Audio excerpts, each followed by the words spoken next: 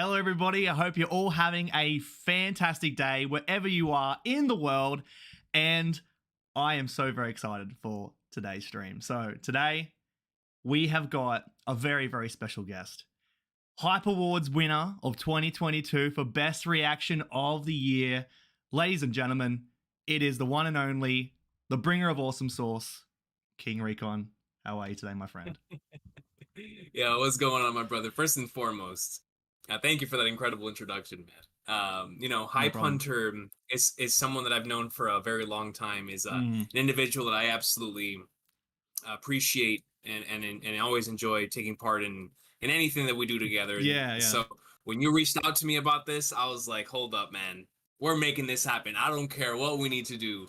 We Mhm. are making this happen. So thanks for having me, bro. Yeah, no Appreciate problem. Yeah, and that's the thing too, is that whenever we start talking about like other people in the community, I mean, like you always come to mind because yeah, since the very start, and when I talk to people about being like, when I was doing YouTube this many years ago, it was like this and like this because all the people I chat with, they only recently started, but it's like you were there during those times, you were there the entire time. So yeah, Yeah. I really am thankful and appreciative that for all this time you're here just doing what you're doing. And I love the community you've rallied behind you. It's been so fun just to dive into your live streams, reacting to the chapters, and just to see the energy in the chat. And so everybody that may be coming over for King Recon's chat from his community, I want to say thank you and hello for coming along. And I just want to keep that community rolling along, just having fun in the chat, because I mean I have fun popping in there, so I know you guys are gonna have fun too. So yeah. Yeah, no, man, it is those chapter. For a long time we were doing the chapter review and reaction stuff by myself. Yeah. And whenever we changed, and I don't remember what it was, like 1030s or 1040s. It was right before the stretch of Legend, right? Like Yeah. Gear Oh 5 my stuff. god. Yeah. So right before that, we made the switch to live, and it was the greatest decision we've ever made because Mhm. man, those live streams have been Yeah. legendary. Like you said, the energy in the chat is just it's unmatched, Yeah. unrivaled. Yeah, it's just Unrivaled. it's right, and for me, it's I made that same jump as well, and it's been so great because you'll be hyped up and get really excited, and then when I look over the chat, it's like, wait, did you look at this one thing, or what about this means this, and then Yes. it's like a whole nother thing Yes. because everyone's getting all involved in it, and it's great. Exactly. Yeah. Exactly. So so here's the thing. Me and King spent like about half an hour before this started, and we're like, all right, we've got a bunch of things we want to talk about, but we'll save them for the stream. We just started going off on different things we're excited about, and I have them down here listed, and these are things I like to go and talk about. But like, we have so many things happening. Like this week has been insane. This last few weeks have been insane. We've got everything happening in One Piece right now. We are in the precipice of some of the biggest like reveals. Like you said, the stretch of Legend. I feel that this could be like the stretch of Another Legend stretch part of 2. Legend. Yeah, that's right. Yeah. Like anything, we could have very much a bombshell on our hands the next chapter or two. Like this is going to be really crazy. So I'm definitely going to be checking out your streams for that and see what the chat thinks. We've got the Wano anime going off. Like absolute. I don't understand Cinema. how they're able to do this. Like it takes that much bro. planning and that much coordination with the whole team and everything, but to put these episodes back to back, Right.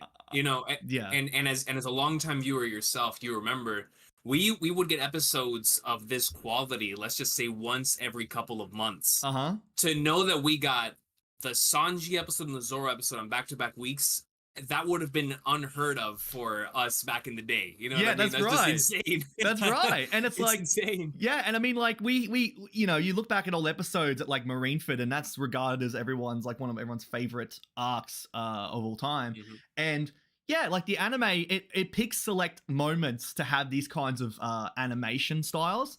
But right. If the effort that's put into Wano was put back then, it'd be like nonstop, just this kind of animation throughout it. But exactly. but I'm glad that we're getting this much cinema for the Wano anime, and it's getting to the point now where so many people are out here being like, well, Gear 5's not gonna be as good as this. We got here, but they're just like, you wait. Yep. You wait. Just you We've wait. been saying the same thing the entire time, and they somehow outdo our expectations. I know, We It's just good. gotta wait and see. It's crazy. We not only that, which is already enough to do a whole stream on. We got some gaming announcements. We got some really cool gaming announcements. We got Mortal Kombat 1. We got Metal Gear Solid 3. We got Spider-Man 2. We got all these different announcements. And I mean, like, you are my number one correspondent for Metal Gear Solid. You got me into Metal Gear Solid. Now here's the thing. I have not finished it. I played through 1 and I played through 2, like as well. And it's been many years. But you were the one that went and got me into Metal Gear Solid, so I thought it'd be really cool to have you on here to go and share your thoughts with this announcement. So that's really cool. Also, as I'm here, my cat has just arrived. So hello. Yep. Are you here to go? Hello there. Are you here to talk about Metal Gear Solid? Yeah. Okay. Fair enough. All right. And we've also got, just for fun, we're going to be fantasy booking a One Piece themed WrestleMania. Because we want to talk y'all are not ready for this. I know. We want to talk. Look, we want to talk wrestling. But I thought it'd be extra fun to go and just fantasy book what we will put together. You know, because we watch a wrestling, I'm like, oh man, they should do this and this. And there was some there was some creative choices made at this year's WrestleMania that left a lot of people confused, saddened. So it's like, well, how would we fantasy book to make a WrestleMania where the fans will send home happy? So but is there anything that you'd like to go and say, King, before we get started on all these different topics? I am ready to dive into the topics. Just a massive shout out to everybody in chat. Nothing but love, and let's get ready to talk about some greatness, man. Okay, all right. Do you want to start off something first? Is something pressing on your mind you want to dive right into first out of all these different topics? Dude, let's go ahead and just start discussing it. Instant Messenger Sama, Emu, Lily. Yeah. It's been a week and my mind is still like, I'm still trying to put all this stuff together. Cobra's conversation with the Gorosei. It's like, man, talk to me, man. What did you think about that chapter? Oh, what did you think about that chapter? I can't believe we're here and they're asking the big questions. Like in my reaction, I was like, counter question of the millennium. It was, what happened to our queen all these years ago that didn't come home? It's like, oh, we don't know what happened. Our textbooks don't have that part of history. Okay, then.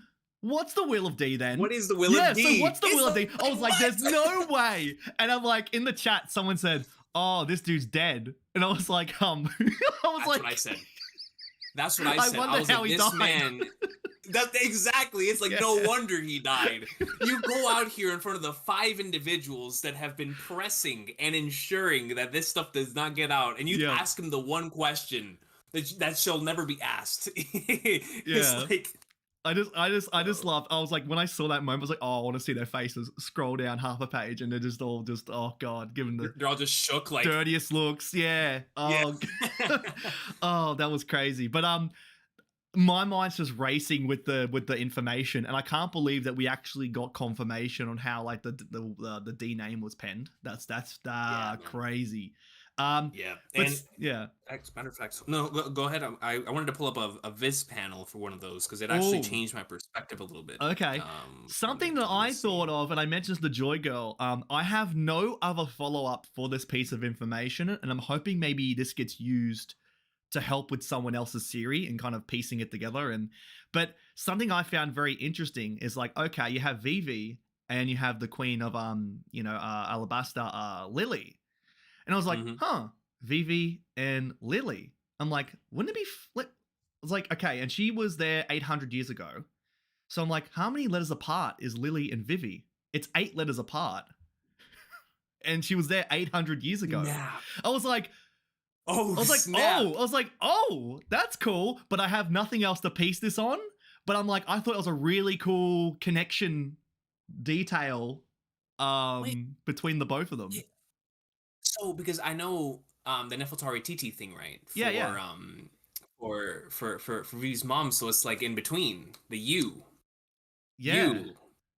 Between T and V. Wait. We need that U now. Why? For the line. Oh no.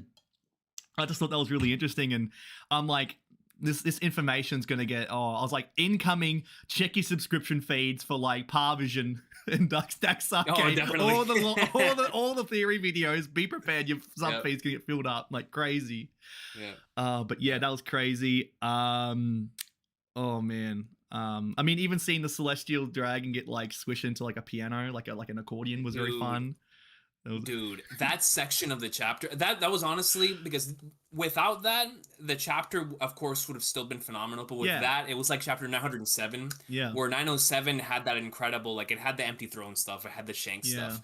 But when Miosgard comes in and we see that what happened with Queen Otohime actually genuinely had an impact on a character in the present time, that's what I felt in this chapter, where we got to see members of our of the Strahd Grand Fleet in Leo and Sai do what should never be done. You know, like we look back at Sabaody and we're like, Kid and Law, they looked at Luffy whenever he punched the Celestial Dragon, like, this guy's insane. The fact that they have enough trust in their emperor now, in Luffy, to where they're like, we can hit you with no consequences because we know who's backing us. I was like, nah, I love these dudes, man. Shout out to Leo and Sai. Yeah, absolute greatness. And then, like, when we went for the conversation in the throne room to then that, I was like, you know what? Okay, great. And then we went back to the room. I was like, oh, there's no way we're going back to this room. And then just having, and you see Emu. It's like, sitting on the throne. Oh. Yeah. Oh my god. So the two things I want to bring up from the Viz translation, the first one is because comparing it with the TCB is something I always like doing. The penned letter thing is, well, you see, there's a brief 800-year-old letter that she passed down through our line of kings, and it's very similar in that regard to what we got in the CCB, but. The Room of Chambers was very interesting, where we have the Phantom Room was the original thing that I read, and in the Viz it says the Lost Chamber, and we've seen that before. They referred to the room where Emu's in with the flowers. It's called the Chamber of Flowers. Yeah, I was like, that's actually very interesting. So does that mean that Sabo potentially goes into the Chamber of Flowers, maybe sees on the ground like the Shirahoshi poster that has the sword through it, Luffy and Blackbeard ripped up, and he's gonna wonder, like, what in the flying flag nerds? What is Luffy's poster doing here, ripped up on the floor, right? So I wonder if that's gonna be something that he's going to explore potentially. Or like something that Oda could explore there.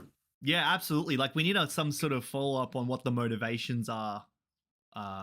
For aim with those posters, and having Sabo see that and maybe tell it to Dragon, maybe like, oh, this maybe what's going on, because I'm thinking that having Sabo chat with Dragon about this, he's gonna be like, well, I saw this and this and I don't really know what it means, and then Dragon's gonna be like, oh, this is what's going on, or like he can really piece this together. But also the fact we got God's Knights that have turned up as well. I was about to bring that up. Oh my god! Now, what are your thoughts on God's Knights? So, of course, I'm super excited. I think that they're either going to be a group that's going to be extremely hyped up for like here until the end of the series, where we're not going to be able to see most of them until the end of the series, or we're going to see, or their importance is really going to be starting to shown here very, very soon. And I think our first indication for that is going to be if Sabo runs into one of them while on the way to the throne room, because something has to stop him from making it on time. That's just classic storytelling. Something, and I'm going to assume that something is the God's Knight. So when we see that first one, is Oda going to play into the Shanks silhouette thing, where we see this character who looks similar to Shanks, makes us question, right? Like, oh man, that's not the same Shanks we know. Or maybe in their name it says Figureland something.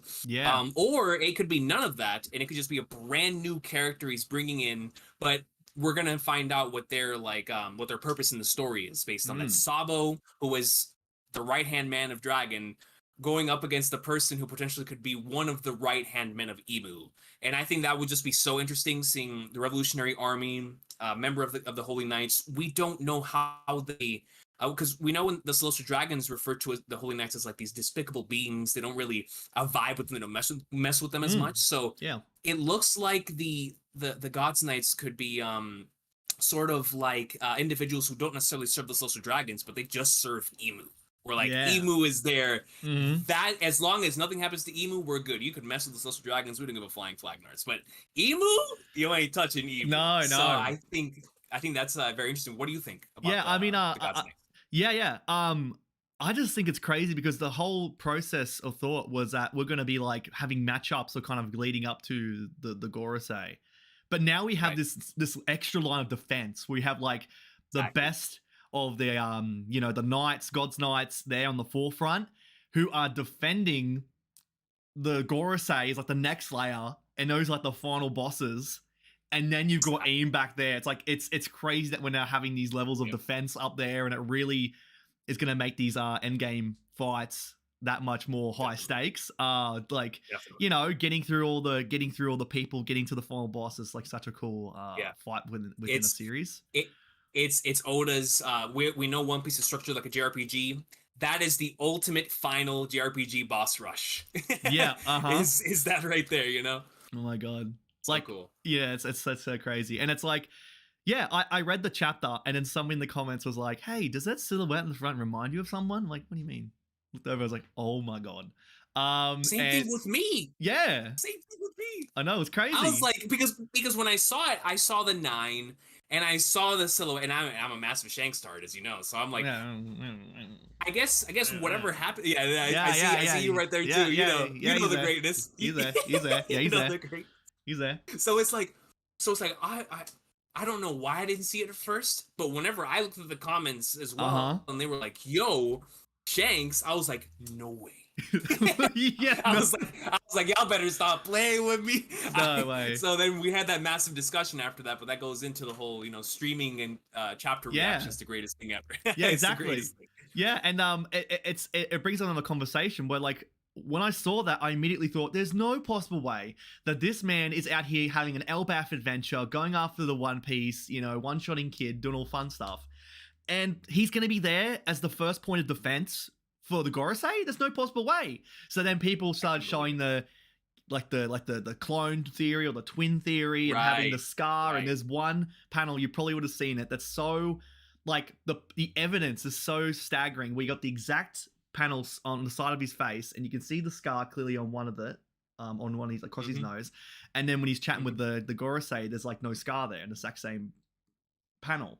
So it's like, is that maybe rings true that there may be some sort of like twin brother or clone or something to be with the God's Knights, because there's no way that he's going to be there and doing a chase after the One Piece. So it adds this whole other layer of Shanks' character, and there could actually be some merit to like the Shanks' evil kind of theory. It's been thrown out for ages, but since the story has gone along, I was one in that camp as well, but more as the story's progressed, I'm like, you know what, he's not really been seen as that kind of character. The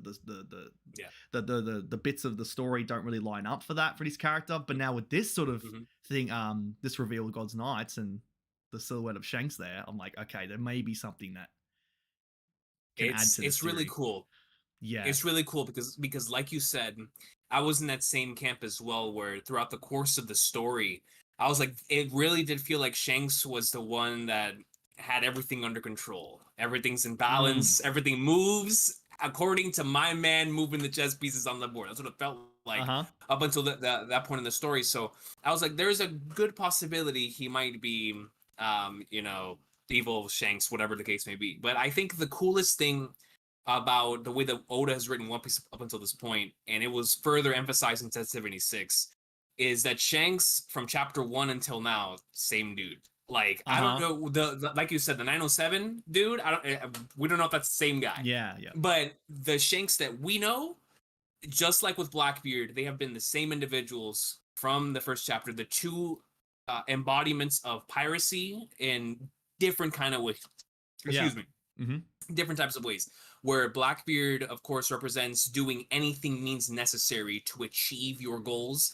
And Shanks, who has that sort of pirate code, but only when it comes to his friends. Like, yo, when you mess with his friends, it doesn't matter who it is. You better not pull a gun out. You better not pull a cannon out, because if you pull that thing out, you're dead. It's over. We're not playing any games. And it's like, to me, they represent like the two. Look at that. Yeah, see, Kid, it's look like what happened. He pulled a gun. that's what He happened. pulled a cannon to his crew, and yeah, that's the reality So we live in. Yep, there we go. yeah, exactly. And it's like I love how Oda's always been consistent with that, which is why I think it's like no matter what Oda decides to do with Shanks, with Blackbeard, with these characters, we know that at the end of the day, their core as pirates is going to remain as their source of motivation and stuff moving forward. And I'm glad that 1076 and also for Blackbeard, 1081 with the Kuzan stuff. Another thing that was showing the foundation of that crew, and Yes. That we can rely on for stuff leading into the final saga. So I thought that was great. Yeah, absolutely. And you mentioned like Kuzan and stuff. I'm like, oh my god, can we get shout out for Garp? I want to shout out Garp. Garp, oh my god, nobody's sleeping on Garp now. There were people that were like doubting Garp going up against say like Blackbeard or somebody. I'm like, look, this man, he's a living legend.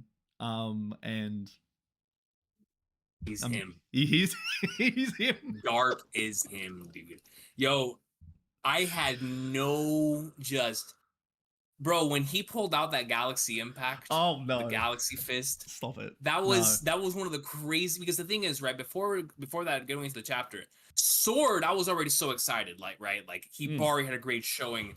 Groose, like, dog, it's like, yo, they were doing their thing out here, but when Garp showed up, I was like, nah, he's the big papi.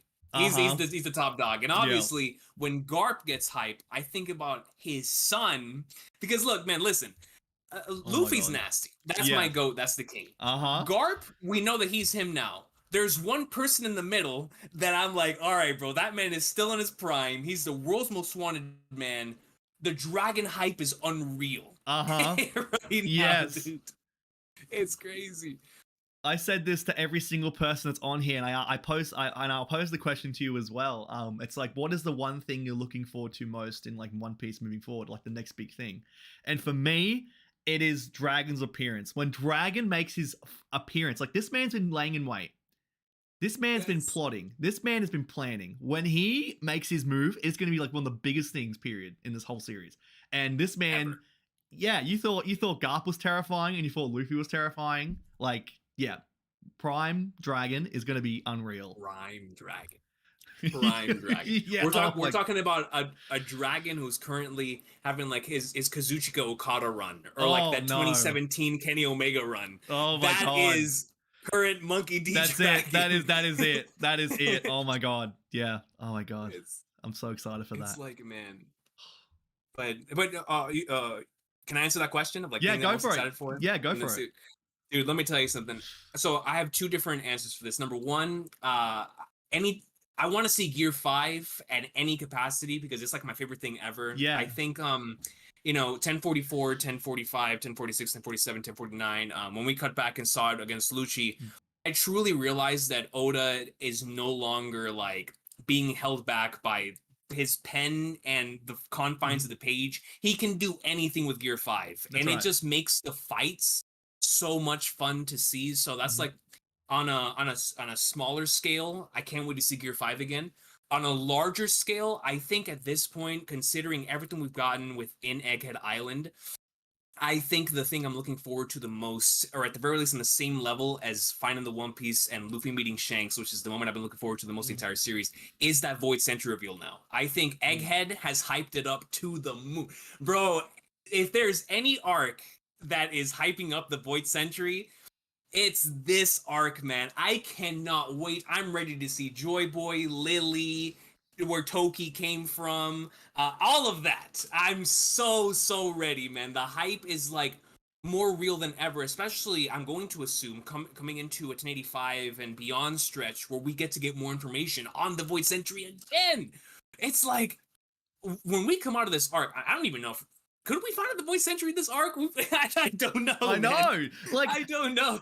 Egghead has been the biggest unexpected arc I can remember, because the big discussions during Wano was like, the next big one's gonna be Elbaf, and we're gonna get all this set up in Elbaf to like Laugh Tale and all this stuff, and this is supposed to be a little detour before the Elbaf adventure, and this is like revealed so much, and we're getting like, yeah, the Gorosei coming out of the void room of legend. You've got everything, like all the showdowns with like with Kuzan and Garp and Blackbeard and Law and Galaxy Fist, like Galaxy Impact and reels of the Void Divine Century, Departure, Divine Departure. Like it's you got all of this stuff, and it's like this is on an arc that's supposed to be like a little kind of like really cool focus on Vegapunk. We got Vegapunk reveal, and that was really cool. But we got all this on top of that. It's at this point, I wouldn't be surprised if they started just lore dumping on Void Century. Like,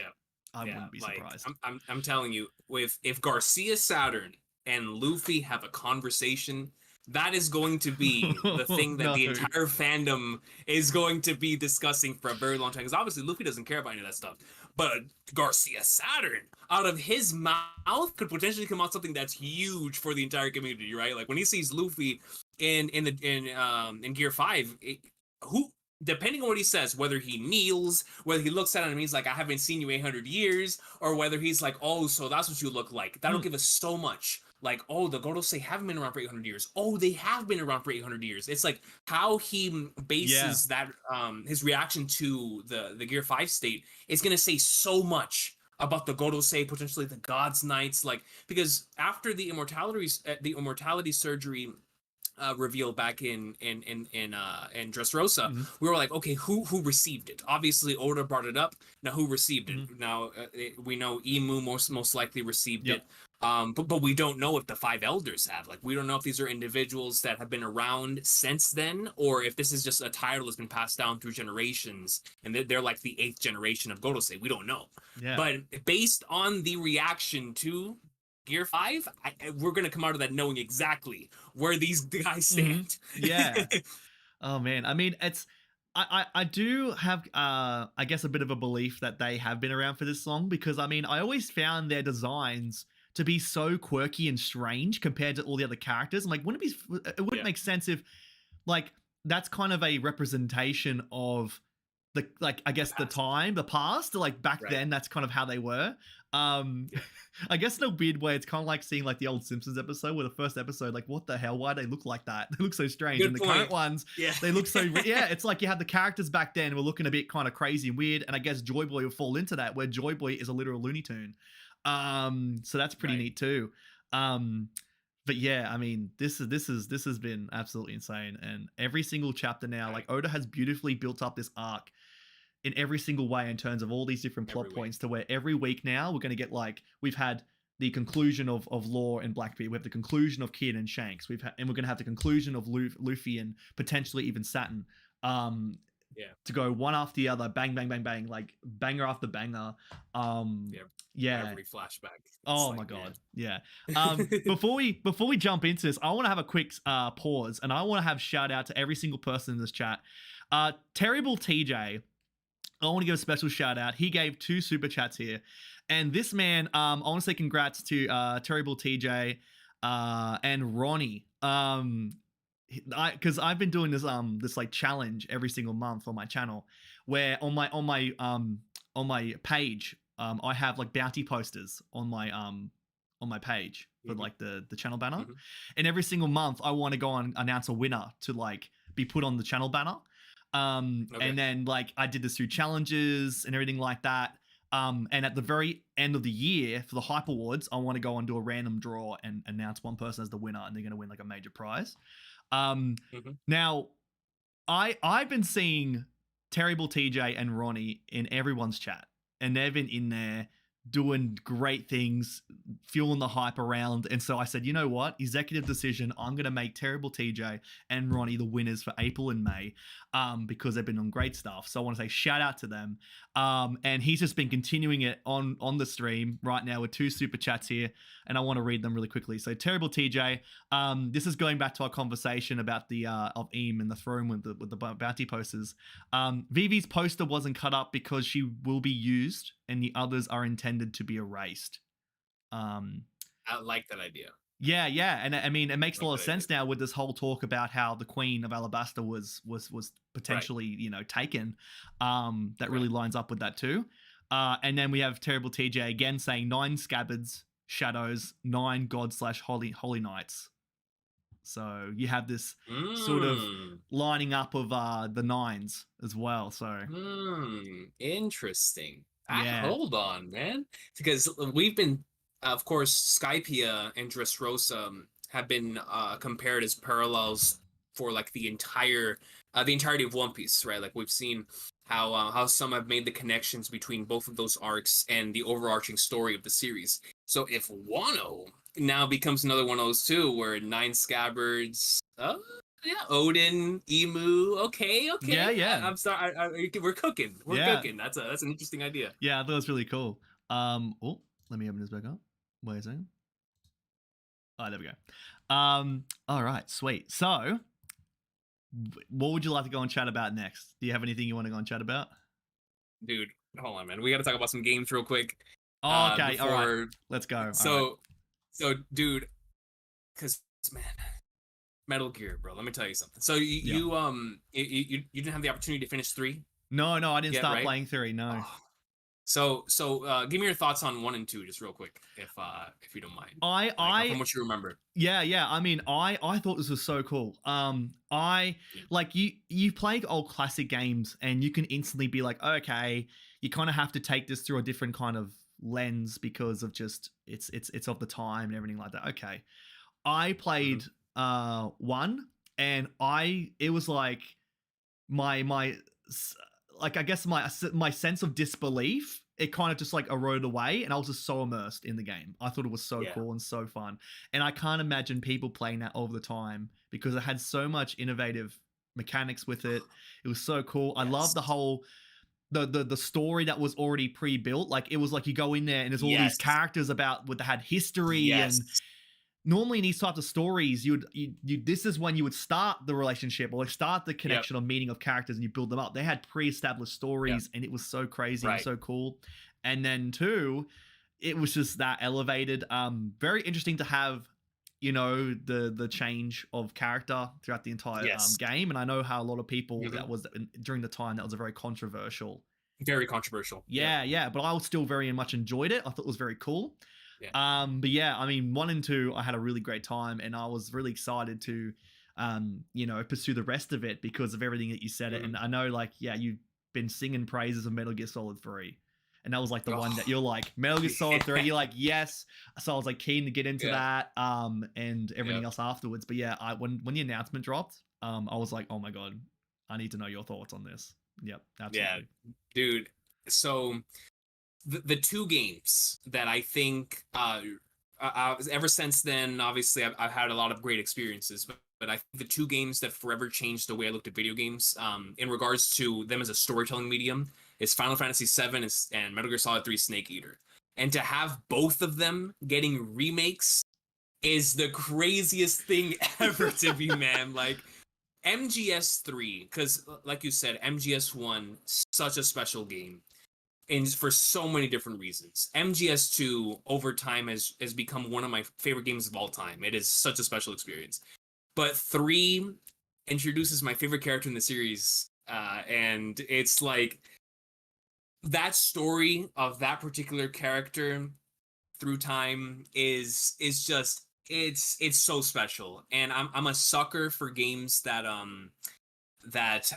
have a story that's like that. I'm not, of course, I'm trying not to say anything about the game itself, but there's certain things that game touches upon, how it combines the elements of video games the same way that MGS1 and MGS2 do, where, for example, MGS1, you have to unplug your controller in order to defeat Psycho Mantis, right? MGS3 has a lot of that stuff, and it felt like Kojima was really starting. I mean, he already had a good control over cinematics and gameplay, but in MGS3 it really felt like he had a great mesh of how to combine cinematics with gameplay, and it's just such a special game. MGS4 is also really special, and so are so many other games in the franchise, but 3 was the one that like spoke to me to the moon and back. And so when they announced that remake, I have been waiting for it ever since Phantom Pain came out in 2015. I was like, we need a Metal Gear Solid 3 remake. We had a Pachinko animation that came out like in 2018, and that gave me high hopes.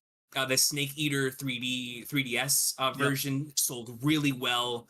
So I was like, okay, this remake might happen. If Final Fantasy VII is getting remade, if Resident Evil 2 was getting remade, all these classics get remade, it's a matter of time before Metal Gear Solid 1 gets remade. And before MGS1 got remade, we're getting 3. Wow. That shocked me. Yeah, wow. That shocked me. And so I was like, hold on, man.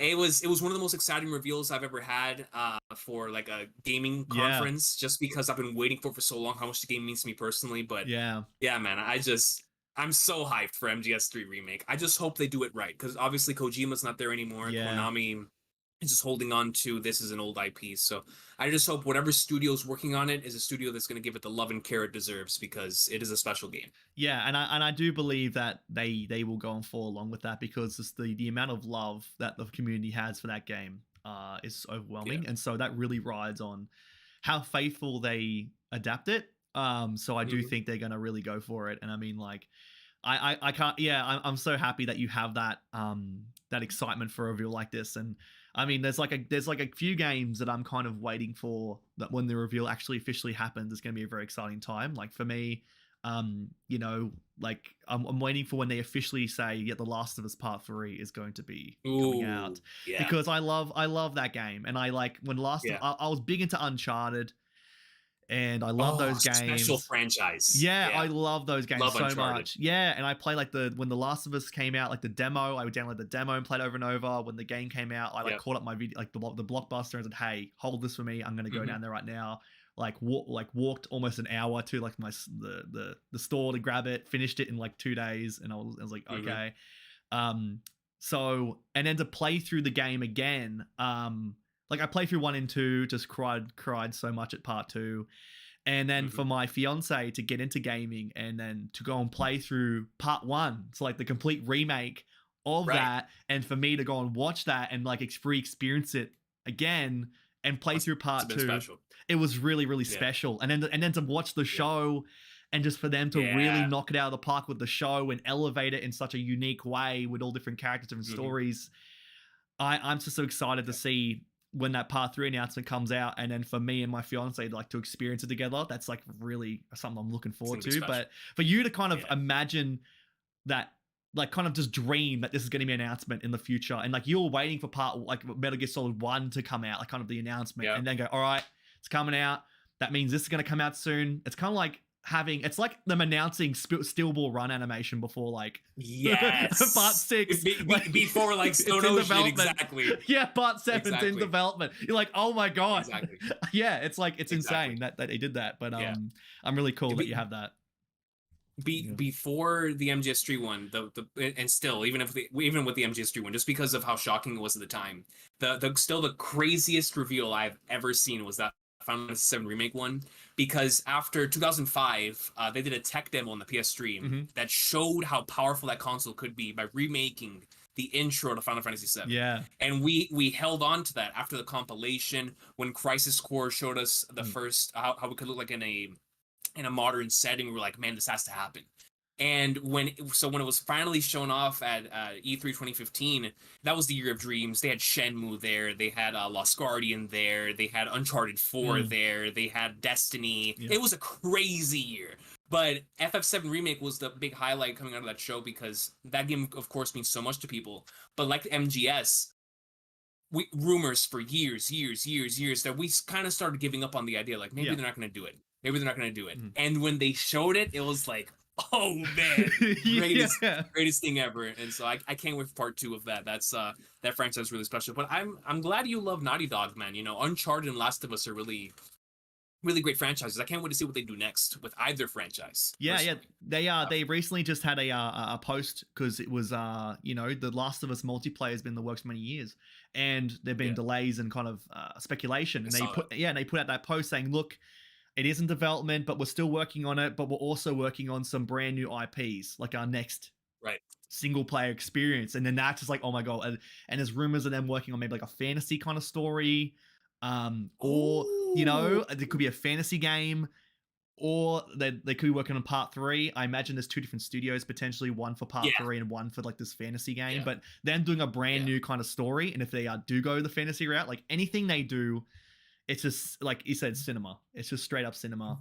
Amazing. The reason why I'm so excited for them taking the fantasy route those Jack games are special, and that came from Naughty Dog. Yeah. Of course, the same guy isn't at the head anymore. He left after Jack 3, but still, that same studio produced Jack 1, 2, and 3, which those are really good games. So if they were to take that, just as an example, a Jack type of world, give it the Last of Us type of storytelling focus on it, oh man, that would be peak. That'd be That would be so peak. That's incredible. Yeah, it's like there's so this like those games give you moments that you just think back to, and it just the feels just hit you immediately. It's kind of like imagining like for me and go back to One Piece, like just Whitebeard's speech. Whenever I rewatch that or anything, it just delivers the same emotional impact every time. And just there are moments in those games that just really hit home, and 100%. Really cool. 100%. But another surprise announcement for me personally that I'm super excited about, like this is my like Metal Gear Solid 3 kind of like out of the blue announcement, was Mortal Kombat 1.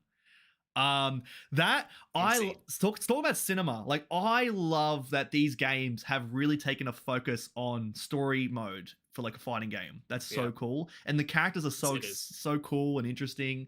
It's such a fun time playing it too. It's like the fighting game that you can bring your friends over and just like play it, and it's just like, someone can enjoy it. Like Street Fighter and other games, sure, they're really cool, but there's like a level of kind of, you have to kind of be into it to really. Those are my games right there. Yeah, that's it. It's like, and but for like Mortal Kombat, and like especially now they're bringing in these kind of like third party characters, these guest characters. They've made it a really like more of a kind of a casual appeal.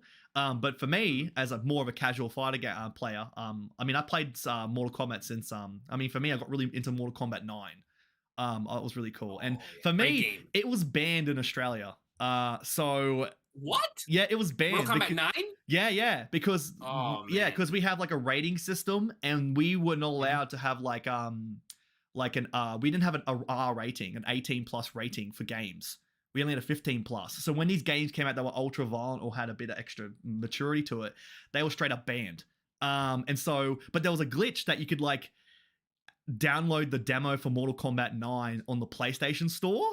So I went and like did that thing, and I was like, oh no, I'm gonna get arrested. I was like, this is no. But I was playing, I'm like, this is so cool, but I can't tell anyone, or if I go online, it's gonna like go, oh yeah, I'm gonna get.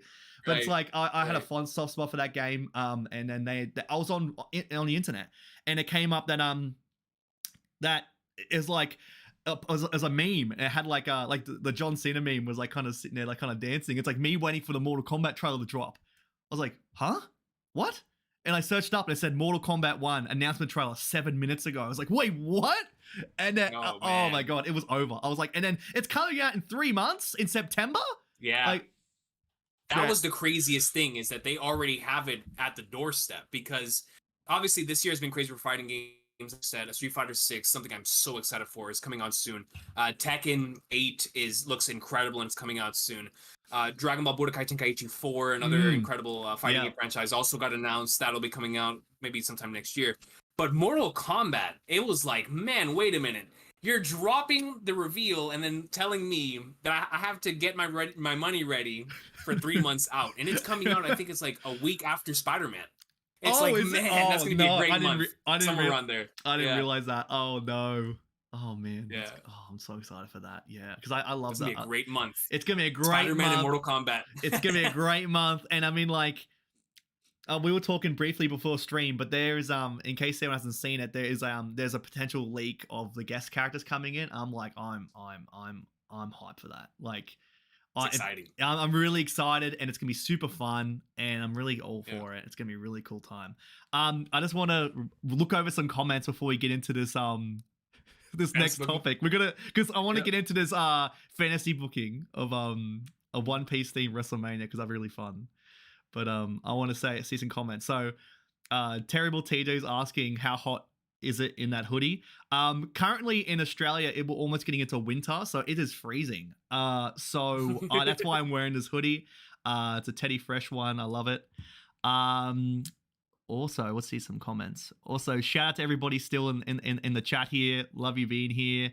Any questions for me and King, throw it in here, because we'll get back to it, I'd say, at the very end of the stream. But I want to thank you all for being here, and thanks again, King, for being here. This has been really cool. It's been so much fun chatting. Yeah, it's been really cool. So should we get into fantasy booking this thing? I've got it. Okay, I'm so ready. let's also enter this. So what we have done is that we have booked our own One Piece themed WrestleMania with our own matchups, and we're going to go and read to each other the match card that we will put together for the very best One Piece themed WrestleMania. So who wants to go first? Do you want to like kind of read them from read through them and then I'll read through them, or how do you want to do this? You want to go through our openers and our second, because we're both gonna have 6 matches, right? Okay, all right, we'll do that. So 6 matches. Let's do that. We'll go opener, then next one. Okay. Okay, so all right, so what is your opening match for your One Piece themed WrestleMania? All right, so opening match. Obviously, since I'm a massive Legend of Zelda fan, and with Tears of the Kingdom coming out, this is going to be a WrestleMania taking place in Hyrule, in different sections of it right now, right? So it's a crazy time. I'm telling you, it's a crazy time. Yeah. So Big News Morgans comes out. He hypes up the show. He's like, ladies and gentlemen, we are here to witness the greatest event in the history of mankind, which is WrestleMania One Piece Edition. And to start us off, we're going to have a crazy opener in Sanji and Zoro taking on Rayleigh and Scopper Gaban for the World Tag Team Championship. Oh my god! Oh my god! I think I can contain it. Oh my god! It's gonna be an open field arena. Yes, sir. Oh my god! Oh, who do you got going over in this one? So because it's a passing of the torch, kind of like what happened with the Hardy Boys and the Young Bucks. Yep. It's going to be Scopper Gaban and Silver's Rayleigh dropping the titles to Sanji and Zoro, taking it to the next generation. Wow, that's really cool. Wow, what a stacked opening match. I'm hyped up from that. I love the setup. I love the scene. That's really cool. My opening match, it takes a bit of a different route. So my opening match is the Eustace Kid Memorial Battle Royal. That's hilarious. Because you got the Andre the Giant Memorial Battle Royal, so we'll do the Eustace Kid Memorial. The kid. And I've got the final kind of a stretch. So we've got Bartolomeo thinks he's won. He's like, yes, I won the Battle Royal. And then you got Shiryu of the Rain coming out, invisibility cloak out, hits him in the back with a chair, knocks him out, and Shiryu wins the Eustace Kid Memorial Battle Royal. So that's my opening matchup. That is the greatest opening match in the history of professional wrestling. Is the Eustace Kid Memorial Battle Royale.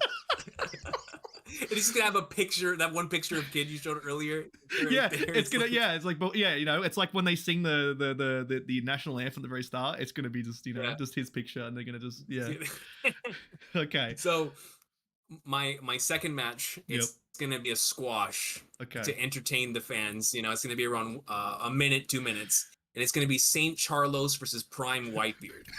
And so Prime Whitebeard is gonna destroy Saint Charlos for 2 minutes in a squash match for the fans to enjoy. He's going to turn him into the pot of greed.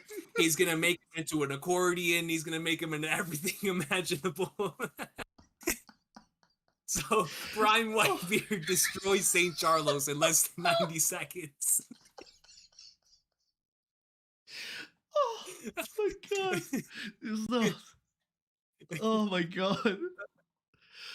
Oh man, I love this. Oh my god, I thought that was last one was the greatest match ever. That's it. Like I just saw the other day a clip of Whitebeard picking up Akainu and like doing the attack onto his side. I imagine that for Charlos. Just pick him up and with Charlos. Oh my god. 90-degree angle. Oh my god. Wow. Oh, that was great. Okay, what's my next matchup? Okay. Oh man, that's great. Okay, so next matchup, I've got a trios match. So we've got a trios tag team. Oh, sorry. So it's a triple threat tag match. So we've got Dorian Broggy versus Chopper and Usopp versus the Yeti Cool Brothers. Oh, yeah. Okay. And I thought it'd be really fun because you got these, Dorian Broggy and the Yeti Cool Brothers is like, these guys, and you got this Chopper and Usopp just trying to, scurry their way around, and then we got them. We're gonna have Usopp and Chopper sneaking a win. Probably Dorian Broggy and Yeti Cool Brothers taking themselves out, and then Usopp taking advantage and getting the win there. So yeah. It just goes over at the end, gets the finish 1, 2, yeah, that's 3. it. Yeah. Chopper goes to tend to their injuries. Yeah, yeah, that's right. All right. Yep. So my next one is going to be a Suplex City match. Eustace Kid versus Frankie. in a Suplex City match, Senor Pink is a special guest referee, and we're gonna have Frankie going over because Kid, of course, is dead. So we have Frankie. So we have Frankie going over on Kid in a suplex only match that lasts around 6 minutes. Oh my god, it's 6 minutes. Oh my god, I love that. Wow. All right, my next one. I have Zoro versus Sanji. Ooh. In an I Quit match. Oh, that's the best. That's a great match. And the match is gonna go to a no contest. I love it. Because yeah, I'm like, there's no way that they're gonna go and submit to each other, say I quit. There's no possible way. So that's gonna be just no way. They're gonna have to throw the match out. They're gonna have to maybe continue it outside of the arena, and then they're just gonna keep going and go, oh, we're gonna continue. All right. Right. So my next one is gonna be pure babyface heel here with just one entertainment here. So we're gonna have Yamato, Ace, and Sabo versus Perona, Gecko Mori, and Absalom. And, whoa, okay.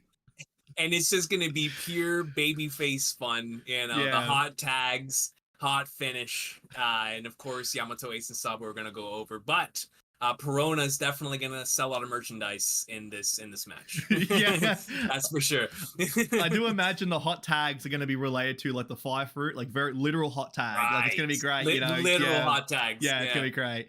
I think it's a really nice contest. A nice little I guess like the crowd's super hyped up. Let's kind of just simmer it down a little bit, keep it back to that, and then build up for the main event. So we got that's my match. I guess this next one. So I've got a tag team laughing contest.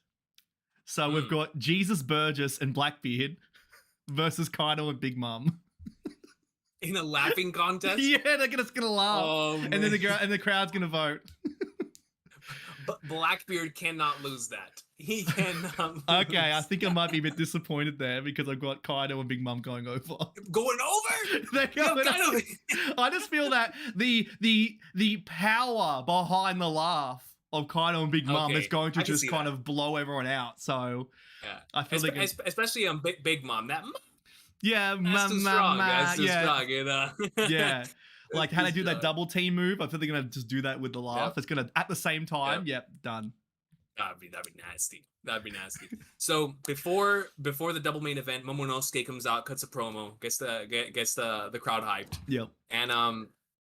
And so a part of our double main event, the first main event coming in here is going to be Sogeking versus Emu in a loser has to reveal their identity match. Oh no. And so Sogeking and Emu fight a battle to the death in a loser has to reveal their identity match. Emu, of course, is going to lose to Sogeking and has to reveal their identity. Wow. For the world to see. And then everyone gets erased. Everyone gets erased. Yeah, that whole segment gets erased, and then it goes to the main event, and no one knows what happened. That's right. Oh my god. Okay. So what I've got before the main event, and you can even count this as a double main event, but I've got this one beforehand. So it's a sake on a pole match, and it's going to be Shanks versus Rayleigh versus Whitebeard. Dude, that is the most Vince Russo idea I've ever heard in my entire life. A sake on the pole match. And it's like, what's interesting is that you have Whitebeard, and he's already that tall. So like, is he up there with the sake? Can he just like grab it? He should just grab it. Yeah. But I do have in this matchup, I do have Whitebeard going over. Now you could again boil that down to him actually being up at the height of the sake and just kind of slurp it down, or right. Yeah, I mean, Whitebeard, he loves his sake. I know Shanks does as well, but Whitebeard loves his sake, so I think he's going to go over. He's going to be more hungry for that sake. Dude, that is the best possible match before a main event. Right? Okay. So my main event in the Hyrule Onigashima venue is, of course, Luffy versus Kaido in a 60-minute Iron Man match. Oh my god. You already know, after 60 minutes, the king goes over. The show ends. Luffy's holding the title belt. Yep. But a run-in at the end of the show to set up the Raw after is, of course, Blackbeard, Buggy, and then Shanks. Stare down between the emperors. Oh my god. Luffy's watching, setting up for the following program on Raw, SmackDown, and of course Backlash, which will be in a couple of weeks. That's great. I'm definitely gonna send the fans home happy and tune in for Raw, because that's gonna be a pretty stacked show. Yeah. So for my main event, I do have Luffy as well in the main event, except he's gonna be facing Roman Reigns. Oh, actually facing Roman Reigns. Which is technically Kaido. Roman Reigns is technically Kaido. Yeah, and I've got Roman Reigns going over. Oh my gosh. Roman Reigns is even beating Luffy. That's the craziest thing I've ever heard. This man cannot be stopped. I've got him going over. Roman, I've got down in my notes, Roman wins, lol. Yeah. Oh, I mean, and instead of like yesterday, you know, we held the 1,000 up. It's gonna be the amount of chapters One Piece has, like 1,084. He's gonna have that picture up. Like, I just buried a whole manga. Oh god, no. Oh yeah, so that's my. Everyone's gonna be going home sad, disappointed. Roman Reigns stands tall. Dude, they're gonna be rioting again, even more than did for Cody. Honestly, this sounds like the most stacked show. I mean, I think honestly this should be like a night 1, night 2 situation with our cards. Agreed. I think that's it. So again, yours was night 1. Send the fans home happy, and then Luffy's gonna do double duty. He's gonna drop the title. He's gonna drop the title at night. Bro, that would make people even more mad. He drops the title after a 1-day reign. Oh no! Oh my god! Man. Wow. Okay, that was really fun. Oh my god. I want to see that. I should put these into WWE 2K23 and simulate it. Yeah. Thanks. Oh that would man. be awesome. All right. So yeah. Where do we go from here? Where do we go from here? I don't know, man. I don't know if we can get much higher. I think so. We're at the almost at the 1 hour mark. We're almost at the 1 hour mark. I'm already hyped up. I'm already exhausted from the hype. Oh my god. So I think what we might do really quickly is I want to briefly touch on, like you mentioned, it's taking place in Hyrule, Tears of the Kingdom, because I'm super excited about this. So, is there anything you can talk about in terms of like how far you are through the game without any sort of spoilers, or? So I can say at the very least, since me and my brother both play on the same thing. Most of these are mine, but last time I checked, my game clock had 105 hours on this game, and so so we're 105 hours in of pure just One Piece levels of exploration and discovery and love. And I will preface it with this: I bought a Switch. I camped out. It was from 9 a.m. or maybe even no, I think it was more than that. It was like 8 a.m. From 8 a.m. until 12 o'clock at night, the day that Breath of the Wild came out, because our Wii U was breaking, and I needed to play Zelda. I'm a massive Zelda fan, and so I promised my brother I am going, and I didn't pre-order the thing. I had that day off from work, so I was like, it was a Thursday going into Friday, and so I was like, I'm gonna get this console for us and Breath of the Wild, and it was one of the greatest decisions I've ever had, because after getting that, me and the other people who were there for that midnight release, who were there the whole day, it was an amazing time hyping up Breath of the Wild. That day, the Metacritic scores and stuff came out. It was nothing but 10s. It was like, what is happening with this game? Yeah. And so we got Breath of the Wild. I came home, spent the next like month playing it, me and my brother. It was one of the greatest gaming experiences ever. Tears of the Kingdom has somehow taken what Breath of the Wild had as a draft and expanded on it in every single regard. It is an absolute masterpiece in every regard. I think by the time I finish this game, it is going to be a contender for one of my favorite games of all time, just based on the fact that I love it more than Breath of the Wild, and Breath of the Wild is in my top 5. Wow. So it's like, Tears of the Kingdom has been so special. Kevin and I, we don't want to finish it yet. We're doing everything. Anytime we see the President Hudson thing, or a shrine quest, or a side quest, or anything that we can do that will distract us from the journey at hand, we will do that. Continue on adventuring. Climb this thing, find new weapons, go into the depths, go into the sky, whatever it is. Every single thing that this game has provided for us so far has been nothing short of exceptional. And I think my biggest compliment for the game is that it makes me feel like an idiot and like a genius in a matter of like seconds from each other. It is truly, truly special. The puzzles in this franchise have always been really special. Like, I look back at the Link to the Past, Link's Awakening, Majora's Mask, Ocarina of Time. These have had phenomenal puzzles. But Tears of the Kingdom has just taken those puzzles that those games had and just, I don't even know how they've done it. This game is truly something special. And for someone, like I said, that really loved Breath of the Wild, they've taken Breath of the Wild and just, like, exactly like what Call of Duty 4 to Modern Warfare 2 did. This is like what that was, but for Zelda, where it was Breath of the Wild to Tears of the Kingdom. It's not like Ocarina of Time and Majora's Mask, because Majora's Mask was on like a 1-year time limit and used all those things to like different gameplay mechanics to really take advantage of the Ocarina of Time system and engine. Which Majora's Mask is one of my favorite games of all time. I absolutely adore that game. But Tears of the Kingdom is literally taking the base core system of Breath of the Wild and just expanding on it in every regard. It's crazy. I can't believe it exists. I know, it's crazy. It's the thought of them taking the scope of Breath of the Wild and then adding the whole, like, the sky and like the depths and everything, and then expanding upon like the puzzles and even like the like, for instance, like the Kurok dudes, like, you gotta find and like how to go and do those. It's really cool.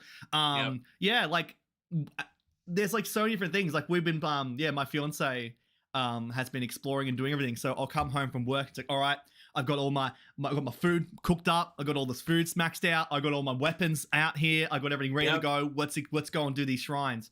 And it's like, like, we'll fly around and we'll discover the memories, like for the tears around the island, get the memories, do the depths, and it's so cool.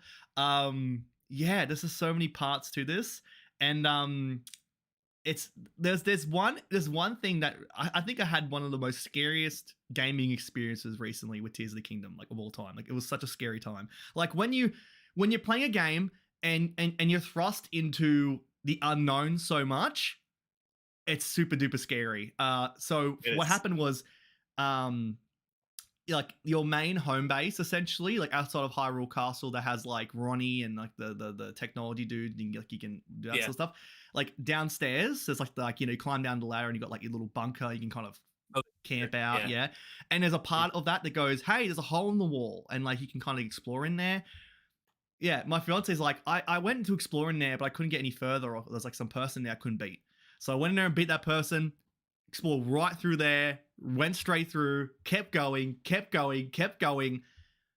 and then you eventually reach like the castle, and then there's like I don't know if you would have made it to this part, but there's a cavern. There's a cavern, and there's something like so scary looking in this cavern. It's like huge. There's a hope, like this is where you're gonna have the arena for like the WrestleMania. Like, it's crazy looking.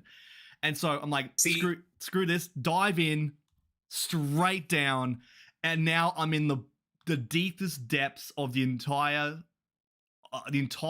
land, and there are those centaur dudes in there, and there's like the hands coming out, like the black darkness, and I was what happened was, you get hit in the depths and it takes your hearts away. And so I'm now down like the 2 hearts. I'm like running. There's like thunder bats coming in. There's all these hands coming in going to another room. Centaur dude, run, glide.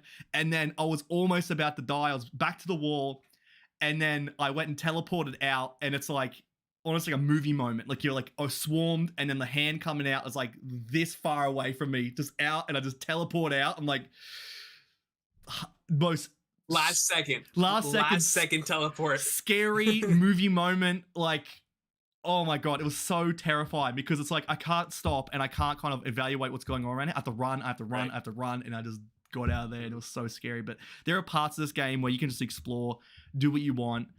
And it's yeah, like you said, it's taken everything from Breath of the Wild and has honestly just improved on it in such a unique way and made it even better, which I didn't think was possible. So it's so amazing. I didn't think it was possible either, dude. It's amazing. It caught me so off guard. Yeah, it's amazing. It honestly insane. is. Yeah. But I'm so keen to jump back into it. And what I normally do is we go and play through a game, we finish it, and then we trade it in to go and put towards a new game. And then we've got all these cool new games coming out. I don't know how we're going to finish this game. I don't know. I'm going to be with this game for so long. It's huge, man. I don't know how I can see an end point to this game. I don't see that. I really don't. Yeah. It's similar to Breath of the Wild, where it honestly even bigger, where you're just like, okay, I'm exploring this entire landscape. There's no end in sight. I'm appreciative of that. It's like One Piece in that regard. Yeah. But like you said, for completionists, I don't know if this is the game for complete. If you do not have time available on your hands, this is not a game for completionists. No. Yeah, unless you're a completionist that wants to dedicate all their time to like a single game, which in that regard, this is the game for you. Yeah, you'll probably spend months completing this game. All right, but for an adventure experience, and the thing is that's great about this game is if you just want to go through the story and or like the main elements of it, you most certainly can. It gives you that choice to do that as well. That's the wonderful thing about Zelda in general, but specifically these last two games, is the freedom of choice. But whenever you're let out into the world, it is your decision to either go wherever you want. Yeah. And that'll lead to either more playtime, craziness over here, or an experience like you just had, where you just talked about with the hands and the Lionel down there and the craziness. So it's like that's the beautiful thing about these games, but it's also what makes them so long. So for me, it's as someone who plays JRPGs, which are extremely long, 60, 80, 100-hour experiences, it's like just another game. But this game, in regards to like being a trade-in game, this is not a rental game. No, this is not a rental game. No. This is one of those buy and keep games. Yeah, for sure. And come back to it later on and stuff. Exactly. Yeah, it's secured its place as being that, and I'm so excited to jump back. And again, you play so much into it. You have so many hours into it, and when you step away, you're like, I'm just thinking about it. I want to get back into it and start doing this part. Because you discover something new when you're playing it. Oh my god, this area looks really cool. Jump into this, and I'm like, I want to spend a whole day kind of exploring the depths and like unlocking the whole depths, and I want to spend the whole day doing nothing but shrines, and I want to. But then you'll do that and you get sidetracked. It's just so many things to do, and it's it is a wonderful game. It is really, really cool. Super, super special. It is. Yeah. It is. I want to give a quick shout out to Super Alotron, who gave a $5 super chat saying, I don't know much about wrestling, but these matchups are still hilarious. And I mean, shout out to Super Alotron. Yeah, that's it. And I mean, that's the beauty of the wrestling too. It's like you can really not know anything about it, but you can jump in and be super entertaining. And I mean, like whether it's a sake on a pole match or it's a, you know, I've had that experience just recently. Actually, we got in like a group call. I forgot were we watching WrestleMania. I don't remember if it was WrestleMania or an AEW event. Yep. But there was a few people who never watched wrestling before who got into it. Or no, it was AEW because it was a show when we had the Bryan Danielson match. Okay. Is it MJF? It was versus MJF. Yeah. And we were all watching that together, and there was people in there who had never watched wrestling before, and I was trying to tell them, I was like, y'all gotta understand, this is literally shonen manga.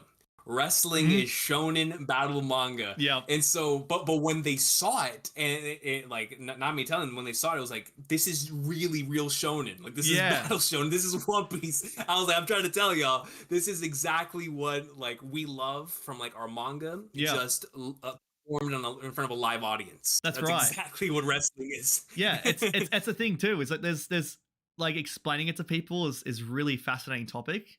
Because it's like it is such an appreciation for what they do, how they're able to do all these crazy sequences and the athleticism and everything. It's just they go out there and they just do it.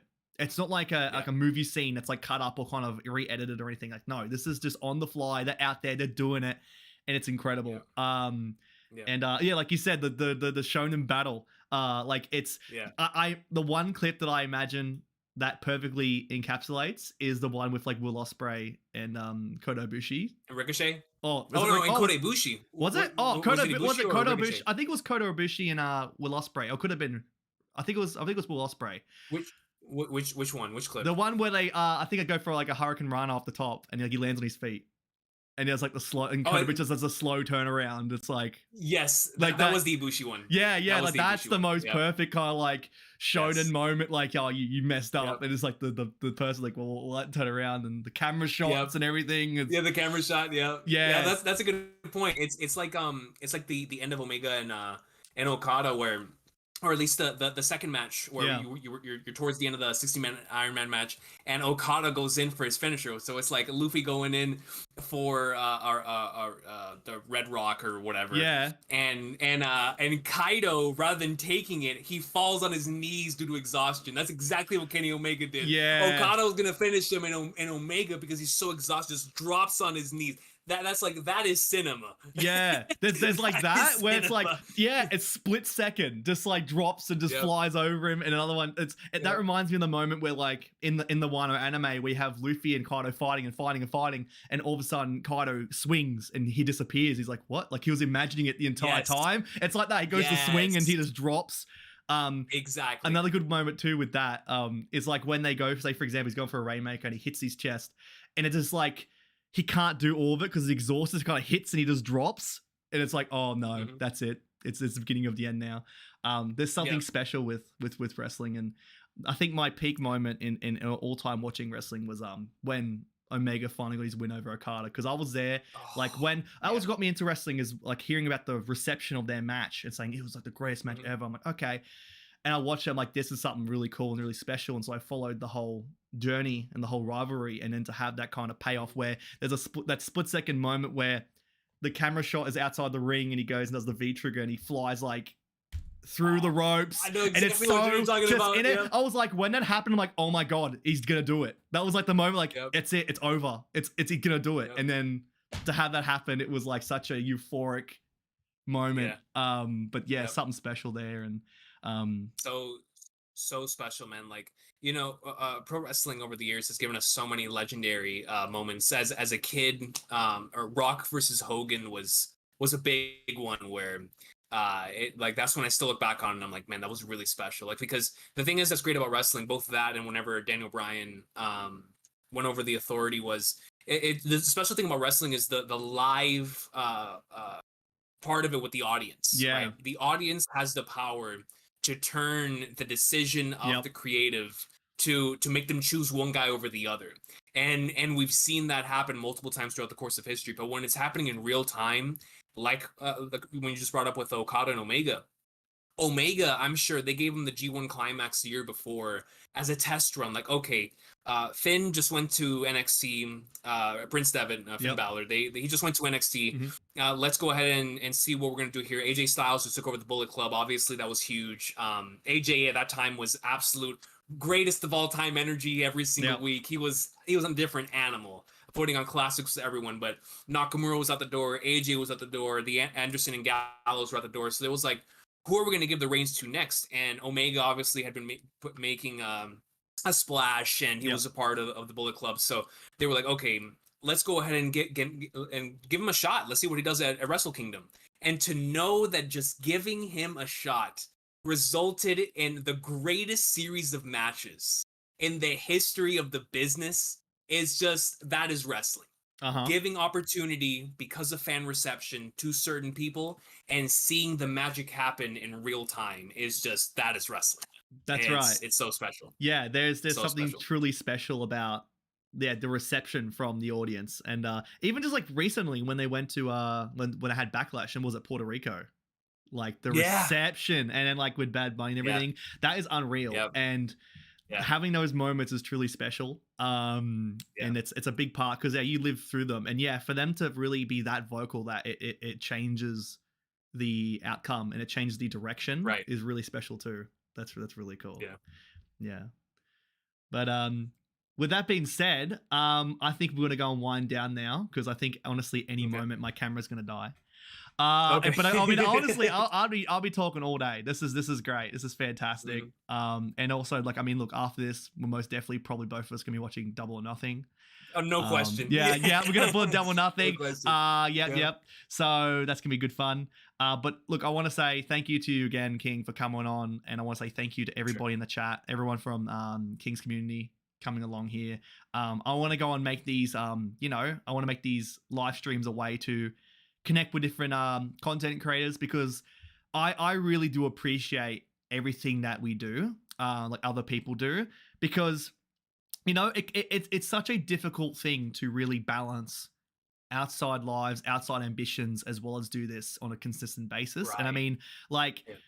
from day dot, from all those years ago, you were out here doing this and I was doing it too, and you know, I went and dropped off because of you know, my own reasons. And to see you continuously out here doing the work, doing good stuff, and then also following your own ambitions outside of this, it is truly it's an inspirational thing. And I hope that what you do has really inspired a lot of people in the community to go and do this themselves, and to not be afraid to speak their mind, speak their opinion, have fun, and even maybe not just making content themselves, but just joining into the chat and interacting and having fun in the Right. chat with people. We see all you in the chat all the time. We look into every single, like, I hop into people's live streams and I see you guys out in there. And I'm really am thankful for all you guys being here to go and chat with us. So I want to say thank you to you, King, and to everybody who's stopping by for the stream here today, and for every other stream that we have ourselves. Dude, thank you so much for those kind words. I really do appreciate it. Just know the feeling is mutual. Like I said, we've Yeah. known each other for a very long time, Yeah. and to know that those of us who were still back then, we're like the final. Besides, of course, like the individuals that have been around for a long time Yeah. that continue to do it, like Cole and Yeah. Zorro and, Uh-huh. and my boys, right? Like our generation of like individuals who started in the like early on, there's not many of us left. And No. so the fact that you're still here doing it, man, it's the coolest thing ever. The fact that we're sitting here conversing Yeah. all of these years I after know. having initially met each other is that is the power of One Piece. And That so is, I'm yeah. just I'm very grateful, like you said, for you and for this community. It's so special. Yeah, So special. yeah, it really truly is. So, with that being said, if you guys haven't done so already, be sure to go over to King's channel, subscribe, follow him. He's going to be doing some really great things. He's going to be reacting to One Piece in the biggest way possible. Once again, winner of the 2022 reaction of the year for Gear 5. And it's only going to, yeah, it's going to be some great moments coming up. So I'm definitely going to be wanting to be in the chat when those moments happen. And if you haven't done so already, be sure to go and like this stream, and in the comments, let me know what your thoughts are, if you have any questions, as well as maybe if you have anyone in mind that you'd like to go and see on this stream in the future. Let me know, because I'll go and reach out to them, and I'll go and make sure this happens, because this has been so much fun and I only want to keep doing it with more people. So take care, guys. I hope you all have a fantastic day, and I'll see you all on the next one. See yous. Have a good one, you.